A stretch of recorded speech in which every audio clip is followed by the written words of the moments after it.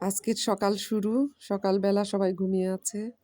আমি এখন একটা হাঁসের ডিম নিতে যাচ্ছি আর ধুনা পাতা। দেখি দোকানে যাই, বাসার সামনেই দোকান তো।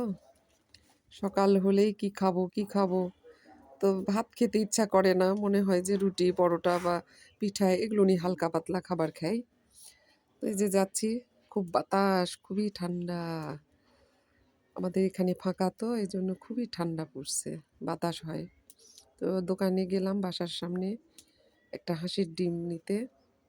ডিম একটা নিলাম হাঁসের। তো এই একটা ডিমের দাম 18 টাকা। ঝালের পিঠাতে ডিম না দিলেও চলে, কিন্তু হাঁসের ডিম দিলে বেশি টেস্ট হয়। এই যে দেশি ধুনা পাতা নিলাম, দেশি ধুনা পাতা দিয়ে কুচি করে পিঠাটা মাখাবো। তো কি করব, মুড়ি একটু খেয়ে নিই, খুব ক্ষুধা লাগছে। 9টা বাজে। চানাচুর মুড়ি খেয়ে একটু পানি খাই হালকা করে, তারপর পিঠাটা তৈরি করব এখন।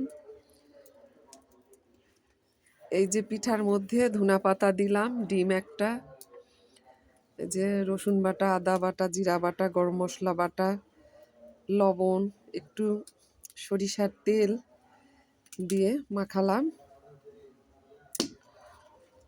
সরিষার তেল দিয়েছি কিন্তু এটা দেখা যাচ্ছে না।